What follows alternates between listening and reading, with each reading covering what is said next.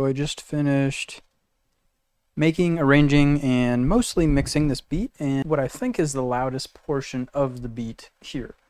And I'm just going to basically be looping this as I master it. So I have all of my sounds that are over here all coming to this one bus, and I have it called my pre-master chain. And you could probably do like all of this stuff in one chain, but I tend to split it into two. So this is the pre-master chain, and then once we're done here, we'll come over to the master and we'll do some similar but slightly different things. My pre-master chain, I've got 3 instances of Maximus, and at the very top I've got an EQ where I'm basically just cutting the low lows and the high highs, and I'm also boosting the sub bass frequencies a little bit, but sometimes it doesn't need it. Let's just see what it sounds like. So for now it sounds fine. Okay, so let's go to our first instance of Maximus, and what I'm going to do in each instance of Maximus is basically the exact same thing. The difference, well, some of the differences will be where the bands are placed, but also like how much compression we're doing, and then like, you know, stereo separation versus mono and that sort of thing. But for this first instance of Maximus, I'm going to have my bands at 50 Hertz and below, and then at about 10K and above. I'm also going to be compressing about as lightly as you can. I mean, you can compress a little bit more lightly, but yeah, so my compression node will be at around where the 9 is. In the second instance of Maximus, my nodes will be closer to the 6, and then in the third one, you can probably take a guess, it'll be closer to the 3.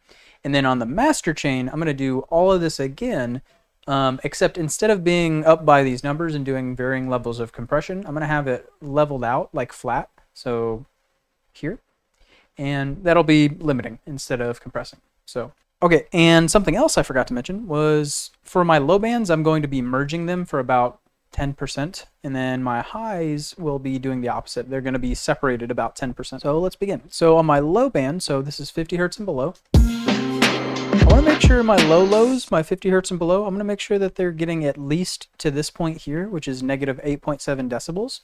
And as you can see, they're not. So I'm going to push volume until I go up into that compressor a little bit. And in most of these bands, I'm going to be level matching. The exceptions will be this one low band, this first one that's 50 Hertz and below. And then pretty much every master band, I'm not going to level match with those because I'm not changing the balance.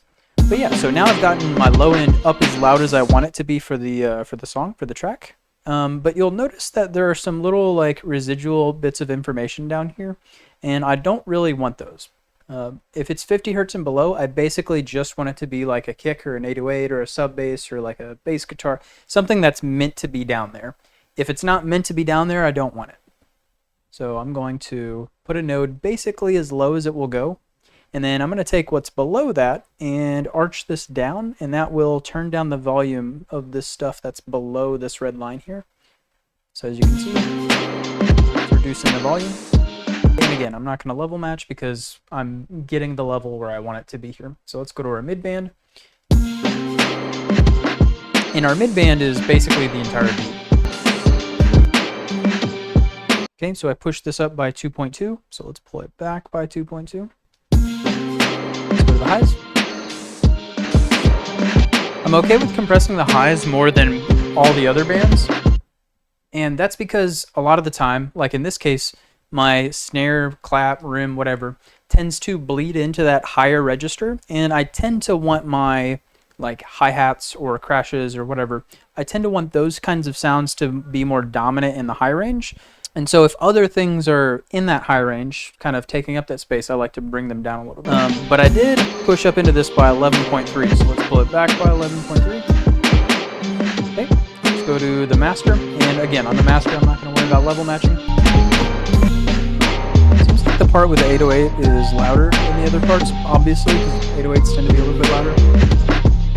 So I'm going to take this and move it over here so that we're really only in the loudest part of the song.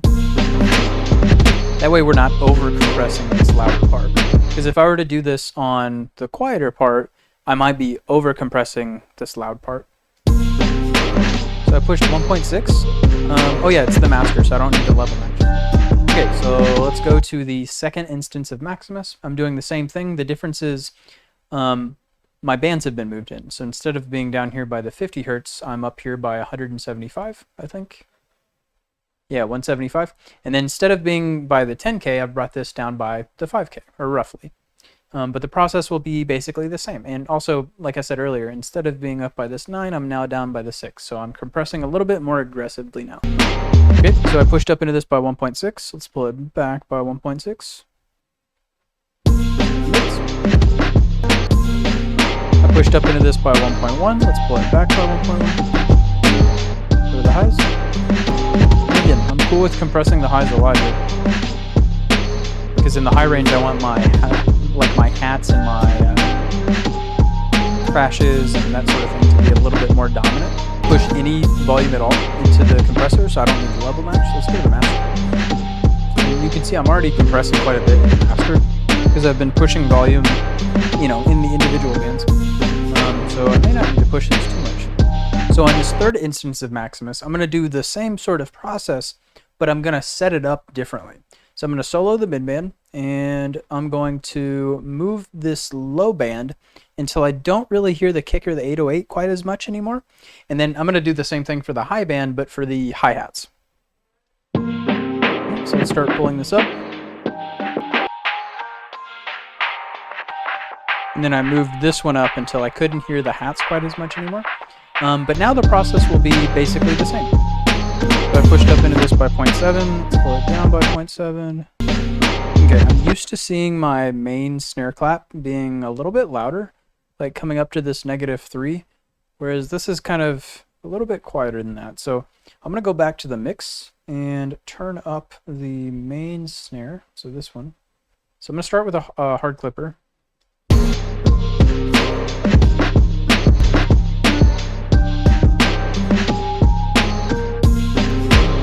Then I'm kind of boosting and distorting the louder stuff on this as well. Okay, let's go back and see. Okay, so it's still not as loud as I want it to be. The main snare isn't. So I think I'm going to add a limiter. Push up. Add some saturation. Oh, actually, I can make this kind of like a soft clipper. There we go. And I know I'm clipping a bit here, but I think I'm okay with it because it doesn't seem to be like destroying the sound. So as we can see, the volume is getting a little bit closer to that 3, which is where I want it to be. But another thing we can notice is there's kind of a gap between the loudest snares, like main snares, and the not as loud ones. So what I want to do now is do a little bit of compression just to kind of bring that gap, between these down a little bit. And then I'm going to use the expansion function to make it a little bit louder. So I think this is a good starting place because it looks like it's right where those are at. And then I'm going to push just a little bit of volume to try to close this gap. Okay, so now with this node I have here, anything above this orange line or this node is just that main snare clap. So what I'm going to do, like I said, is use the expansion function, make this stuff just a little bit louder. You can see the main snare is getting just a little bit louder. Let's go to the highs. And again, I'm cool with compressing the highs a lot, especially since I just expanded the middle range for that snare. I don't think I need to push any volume, so there's no need to level match. Let's go to the master. Okay. And then we're done with Maximus for now. We'll come back to it on the the main master channel, but the next two things I have are patcher presets, so let's turn them both on. This one's for stereo separation, so my lows are being pushed into the mono, and then my highs are being pulled out into the separated field a little bit. You can play with the middle ones to taste. The next thing is a mid-side EQ. So on my sides, I'm cutting out the sub-bass frequencies, and then boosting some of the bass frequencies a little bit. And then on the mids, so this is just the mid signal, I've got a little bit of saturation on the top, just that loudest stuff, and then obviously a little bit of limiting is also happening here. And then on the mid signal as well, I've got another EQ, and I'm cutting the low lows and the high highs. The next thing I have is a wave shaper, which is hard clipping. Okay, so I'm also kind of boosting the volume and slightly distorting the quieter stuff as well.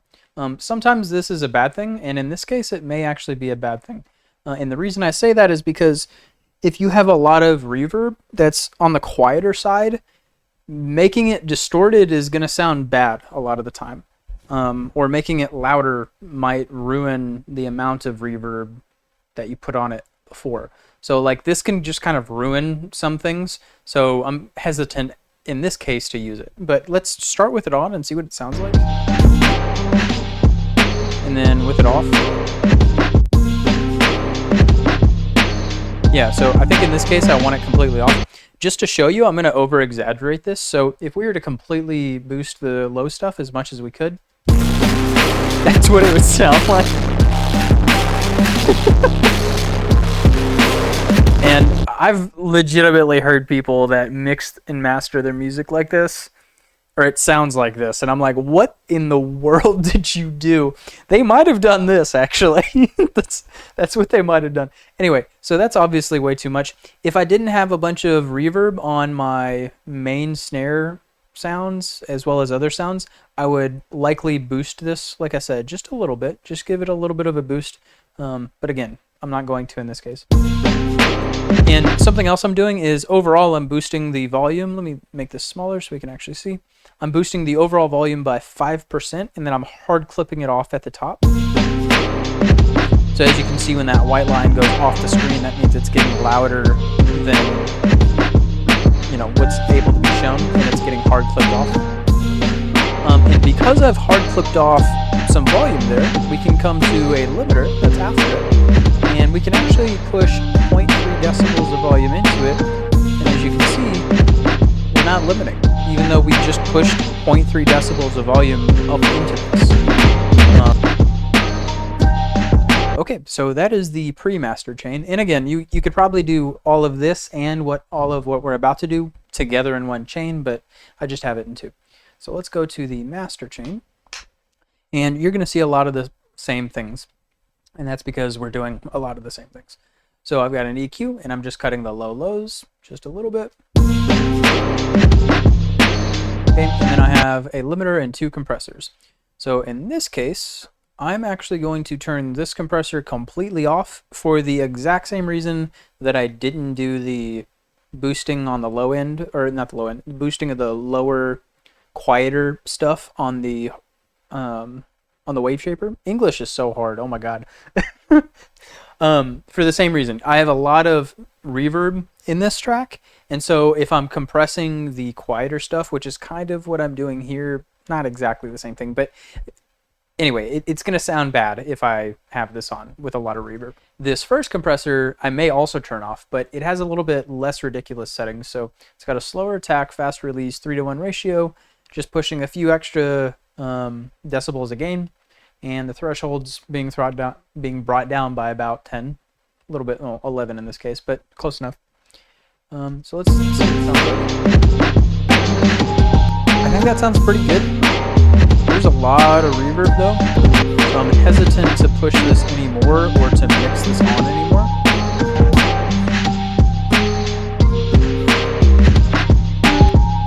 Okay, so this is where a lot of that reverb is on those like snare sounds. So I don't want to duck it down this much because that takes a lot of the character away. But I can just kind of duck it a little bit. Okay, so for now I'm going to leave this the way it is, and then later on, if I'm not loud enough, I may come back up here and like mix this all the way on. So I've got a patcher preset, which is the same thing we saw before, just for stereo.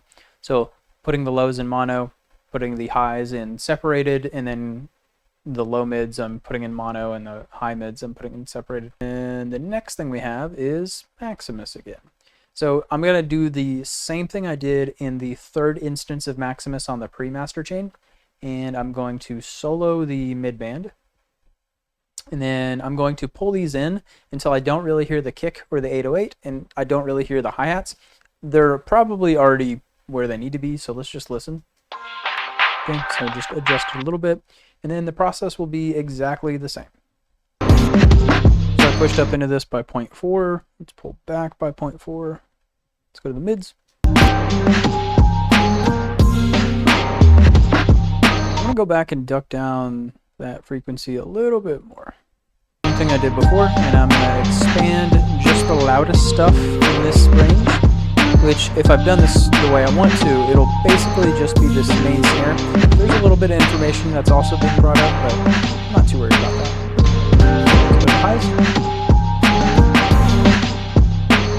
Okay, so because I'm ducking this frequency range, so 403, I'm going to actually come to my other main snare sound and boost that range a little bit to kind of make up for that. So 403 is about here. Oh, perfect. And we're just going to boost that.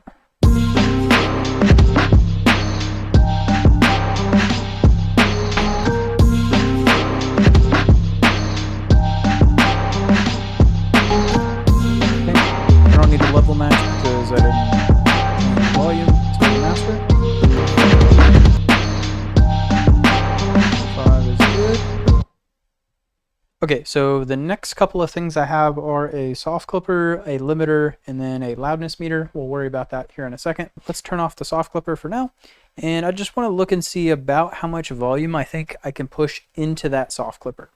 So okay, so it looks like I might be able to push that much. And again, this might be too much, it might be too little, I'm not sure. Essentially what I'm looking for are the loudest and the next loudest bits of information. So for example, let me see if I can find, okay, so I don't know if you can see this or not, but the loudest part of this is up here, which is, you know, where the loudest stuff across the top is. But if you look just below that, just below where my green line is, there's a little bit of information here, okay, that kind of comes up to there and then stops. And you kind of see similar stuff across the board. So same thing here, there's information that comes up to the top, but then there's also this little bit of information that doesn't get quite as high, and it's just above that green line. There's kind of a little bit of a pocket of info here that kind of does the same thing. It's not quite as high, it's about where that green line is. Same thing here, there's a little bit there above it. So basically I'm pulling the green line down to where like the next loudest stuff is, and that's about where I'm gonna start pushing my volume.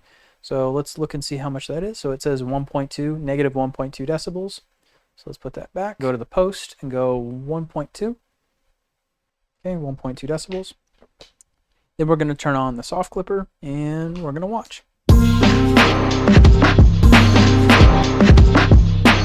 Okay, so now I'm going to use the Yulin loudness meter to kind of tell me how loud my track is overall. And if you notice that I am using this tool incorrectly, or maybe I can use it in a better way, or maybe I'm misunderstanding something, feel free to let me know down in the comments. I'm relatively new to using it.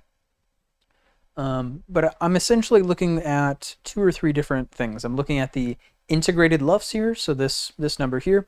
I'm looking at the True Peak Max, and then I'm also glancing at the short term every once in a while, but mostly these two. And I really want this number to be below 0, so I want it to be like negative 0.1. That'd be nice.